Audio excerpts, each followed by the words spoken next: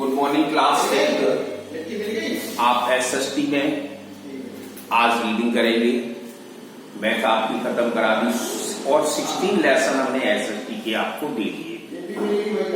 अब जिसमें 11वां लेसन हमने आपको कहा था हमें टाइम मिलेगा हम उसको पढ़ाएंगे। तो 11वें लेसन की आज स्टार्टिंग करते हैं।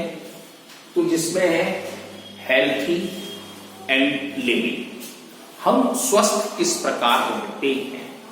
हमने इसमें आपको वैक्सीनेशन के बारे में दिया था। जब क्वेश्चन आया था वैक्सीनेशन में तो हमने उसमें कोविड-19 भी डाल दिया है।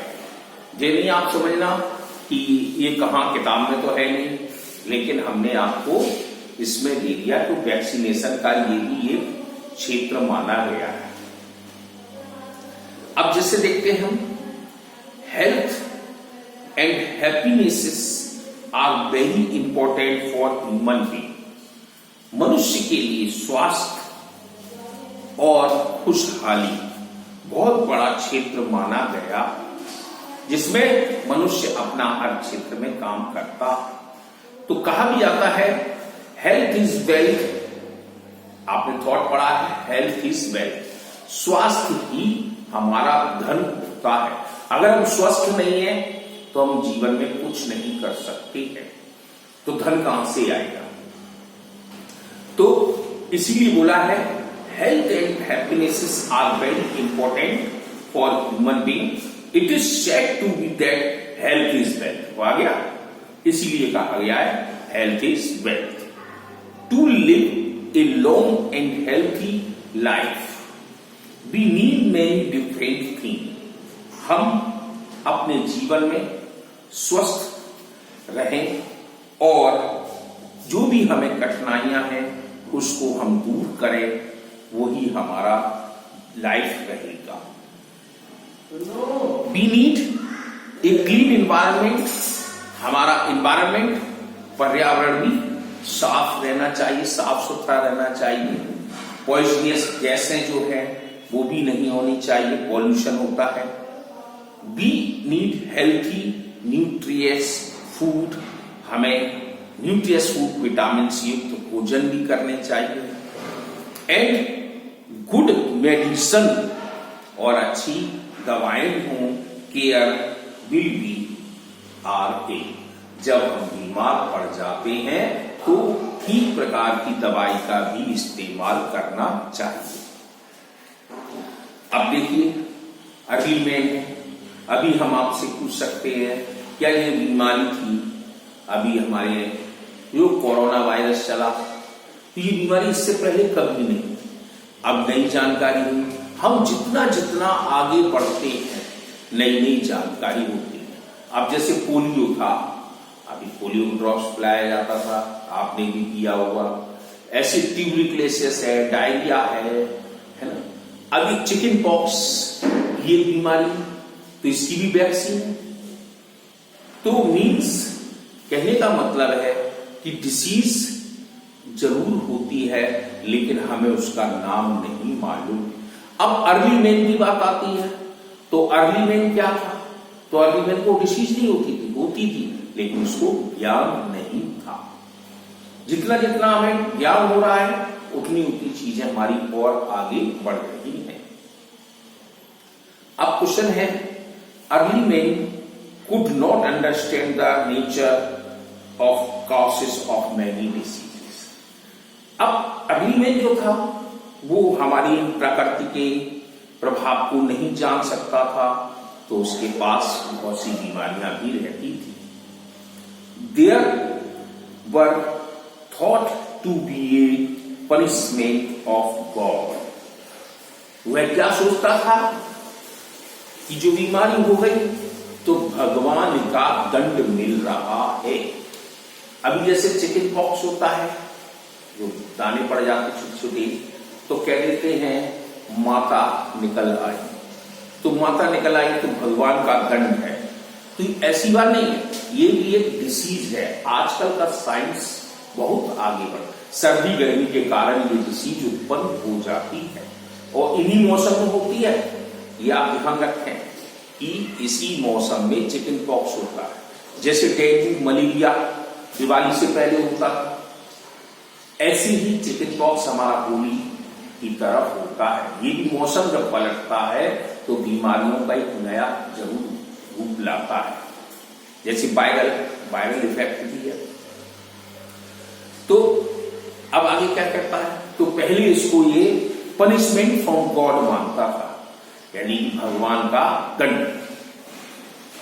Better understanding about health and human body, अब हम जैसे जैसे समझने लगे हैं वैसी वैसी मनुष्य के शरीर की हमें जानकारी होने लगी है।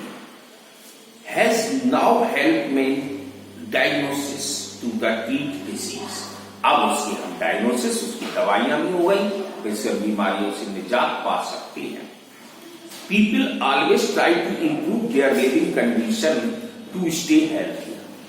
अब देखो, मनुष्य हमेशा इंप्रूव करता है, इंप्रूव मीन्स बढ़ोतरी करता है लिविंग कंडीशन, रहने वाली दशा, टू स्टे हेल्थी, और स्वस्थ रहने के लिए।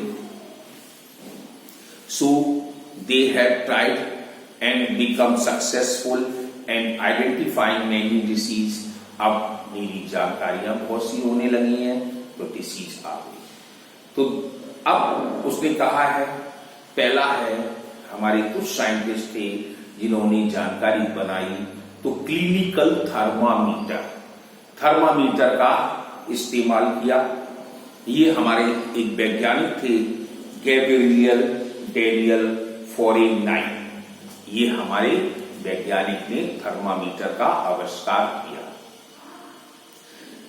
और थर्मामीटर का यूज हम टेम्परेचर नोट करने में करते हैं, बुखार आ जाता तो मुंह में लगाते हैं।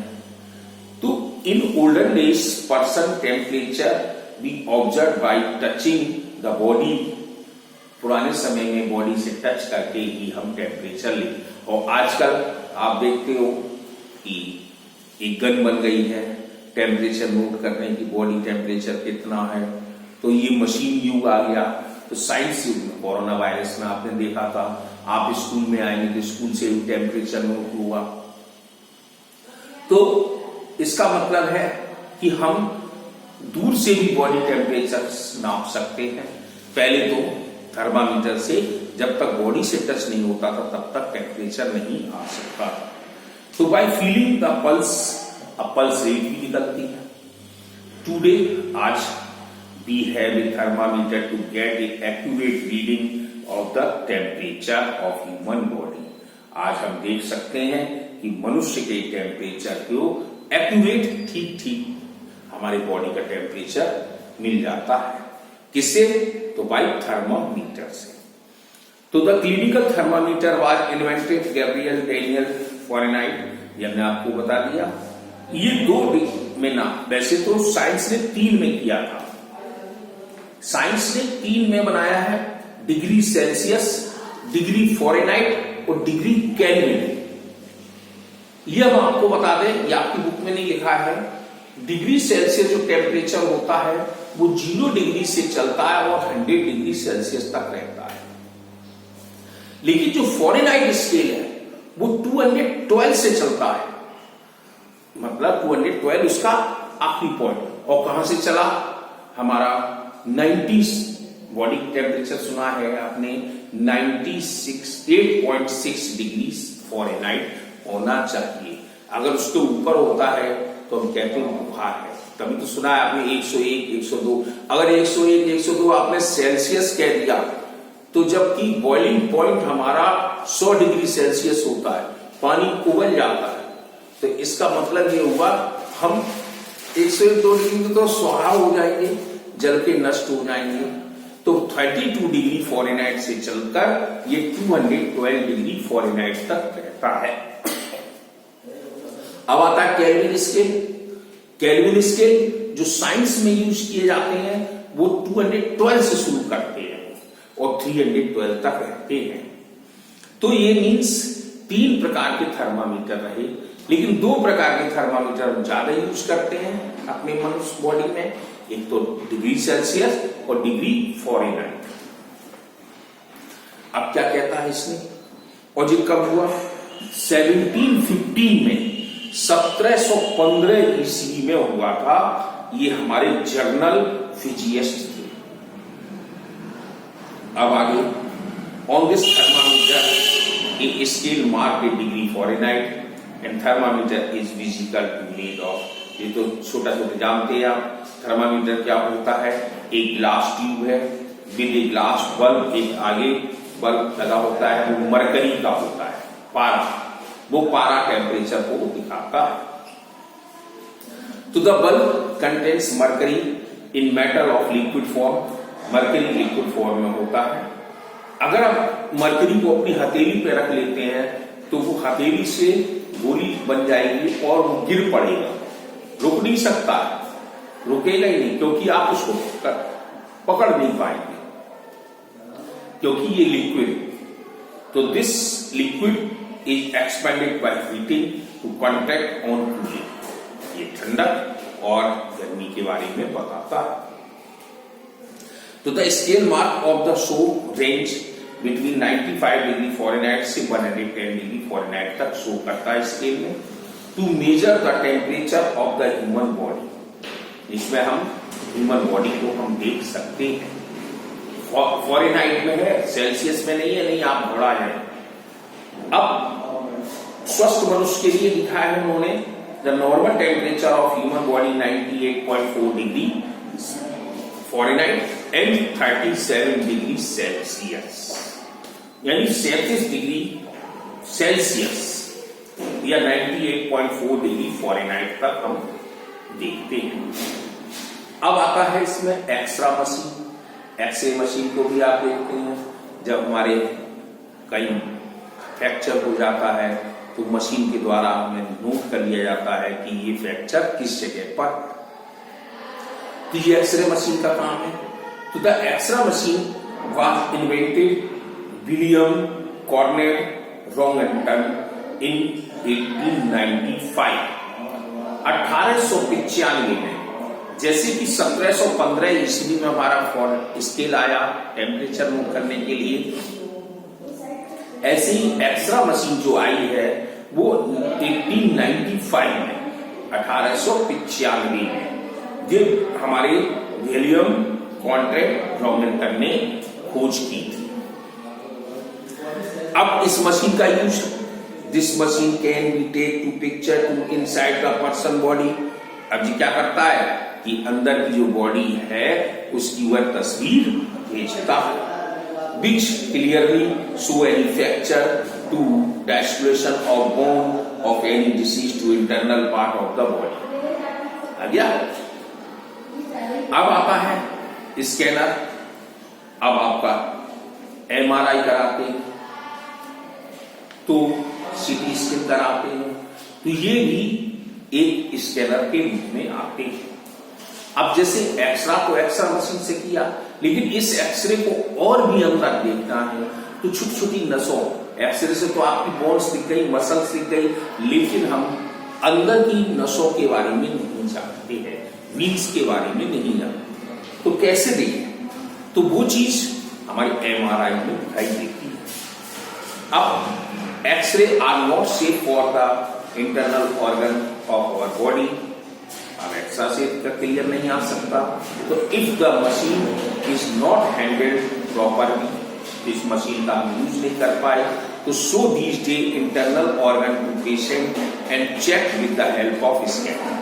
तो हमें स्कैनर की आवश्यकता पड़ी, जिसमें the image produce to the ultrasound, MRI, CAT can help to doctors to get a complete picture to the internal organ से देखता है।